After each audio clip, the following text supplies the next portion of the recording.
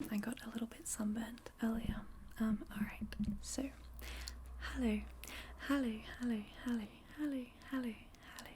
Hi, I am Spantopia Rose, but you can call me Span. How are you? How are you? How are you? How are you? How are you?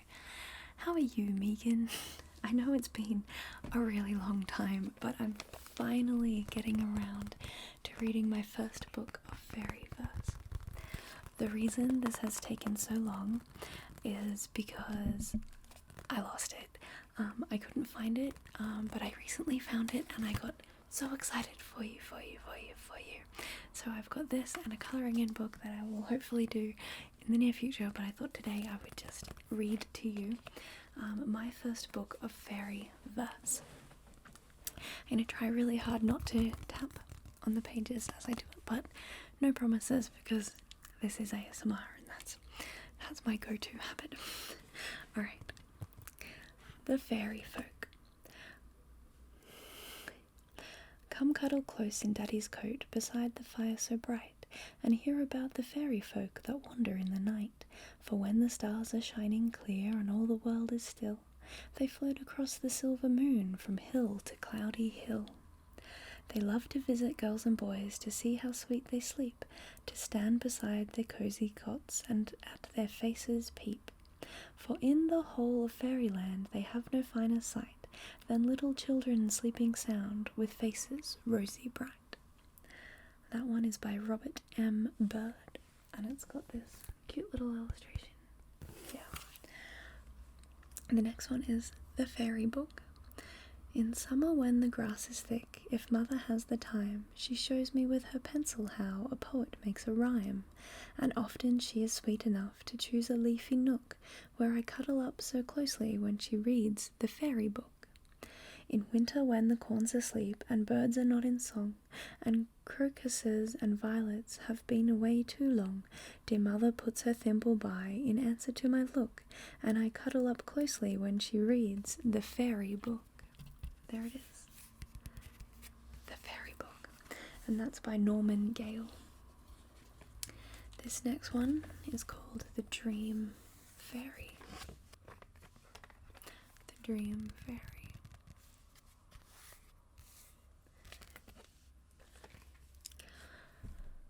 The Dream Fairy. A little fairy comes at night. Her eyes are blue, her hair is brown, with silver spots upon her wings, and from the moon she flutters down. She has a little silver wand, and when a good child goes to bed, she waves her wand from right to left, and makes a circle round her head. And then it dreams of pleasant things, of fountains filled with fairy fish, and trees that bear delicious fruit, and bow their branches at a wish, and talking birds with gifted tongues, singing songs and telling tales, and pretty dwarfs to show the way through fairy hills and fairy dales. By Thomas Hood.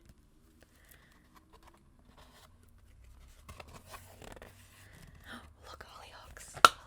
Hollyhocks, look. This is my favorite type of flower. They're hollyhocks. So this one is called Fairy Dresses.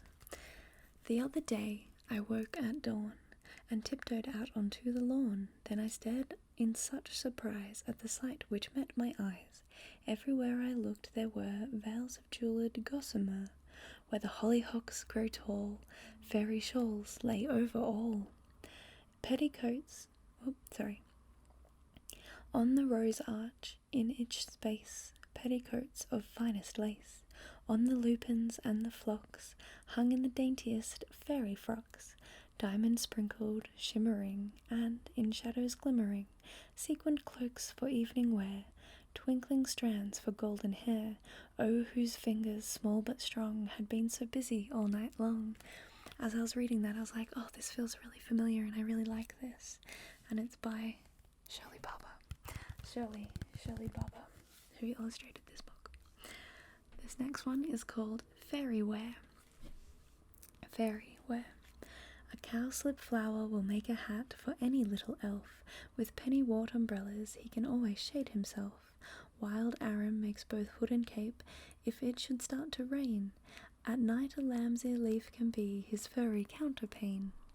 In the hedge convolvulus has flowers light and airy, neatly pleated flaring dresses fit for any fairy.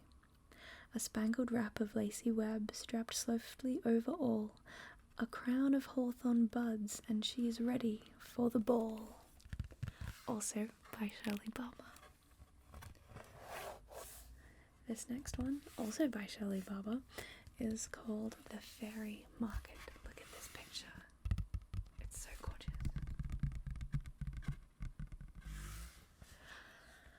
The Fairy Market. My grandma, when a little child, one silver moonlit... The Fairy Market. My grandma, when a little child, one silver moonlit night, climbed up the hill behind her home and saw a magic sight. Among the tangled rowan trees, within a ferny dell, a crowd of fairy folk had come with their goods to buy and sell. Bright lanterns lit the market stalls, whereon lay lovely things, gleaming wands and cobweb shawls, necklaces and rings.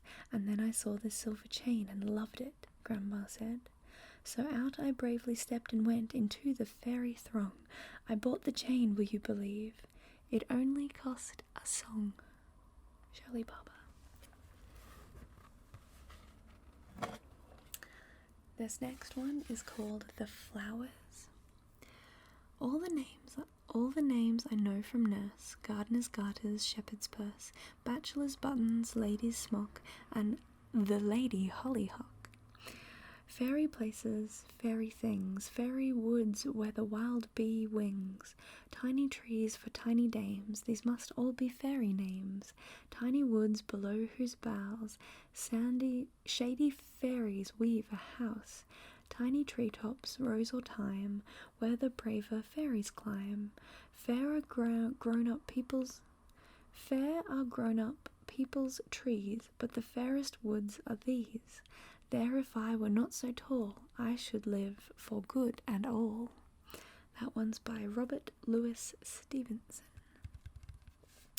The next one is called Miniature World. The Miniature World. If I was very, very small, the jointed grasses would be tall, and I would climb up them like trees to wave at passing honeybees. And then I think I'd like to try to ride a big blue dragonfly, zigzag around the sky like mad, then land it on a lily pad. When I was hungry I would eat sorrel, mint, and meadow sweet. Maybe I'd leapfrog real frogs, or maybe dive off mozzy logs into pools deep, cool and dim, and with the little tadpoles swim. And it would be so nice to know the hidden paths where fairies go. And oh, so good to spend my days exploring secret forest ways. And when I was too tired to roam, I'd hail a beetle and ride home. This one, also Shirley Barber. This next one is called The Little Elf Man, and there he is, the little elf man. I met a little elf man once, down where the lilies blow. I asked him why he was so small, and why he didn't grow. He slightly frowned, and with his eye he looked me through and through. I'm just as big for me, he said he, as you are big for you. John Kendrick Bangs wrote that one. Very cute mushrooms. This next one is called The Tea Party. The Tea Party. A robin brought the message. She'll come at 3:30. We'll sit where it is shady beneath the willow tree. I'll make some tiny sandwiches, fill flower cups with dew, a pollen cake I'll try to make, and daisy biscuits too. I'll lay upon this toadstool rose petals plates for 3. The table must look pretty when a fairy comes to tea. That's Shirley Barber. Alright. And this last one is called, oh no, there's still a few more. This one is called Bedtime Story. Bedtime Story, which is also by Shirley Barber. Look at this poor little rabbit. Alright. Bedtime Story. Tell me my favourite story while I am snuggling down, about the beautiful fairy who wears a sparkling gown.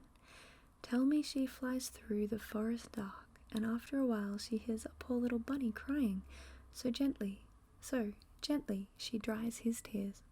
She carries his home to his burrow, so he's just in time for tea. His mother was looking out for him, just as you look for me. I'll help you remember the wording. It has to be told just right, and then you can tell me it all again tomorrow and every night. Poor little bunny. Okay, the next one is called The Little Folk. That was also by Shirley Barber. This next two is also by Shirley Barber. Alright, The Little Folk.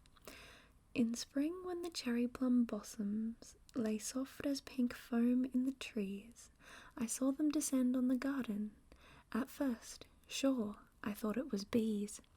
Down where the petals were scattered, laughing and singing they came. I watched from my window astonished, the little folk playing a game. Well, I never saw a sight like it, the little folk all at their play. Then pussy ran out from the bushes, and up they all flew, oh, and away. By Shirley Barber. There's the little pussycat there. Come to chase them off. Alright, the next one is called Midnight Fishing. Midnight Fishing. The crescent moon is riding high like a silver ship in the midnight sky. Those misty veils are silken sails, and we can go fishing, you and I. We'll rock on waves of deepest blue, we'll cast our nets like the sailors do. Each shining fish is a tiny wish, and we'll make sure to bring home a few. We're sailing home by dawn's pink light, with a glittering fish and the wishes bright, the silvery gleam of a fisherman's dream. Oh, let's go fishing again tonight. And there they are, going fishing in their little boats. And that is my first book of fairy verse. I hope you enjoyed it. I really love reading books like this. I wish I had more of them that I could read.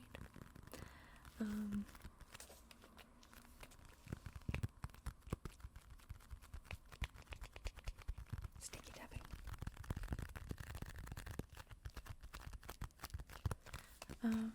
Okay, sorry it took so long once again.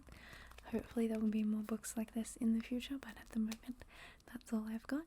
I love you, and I hope that you sleep really, really well, and that you've had a nice rest.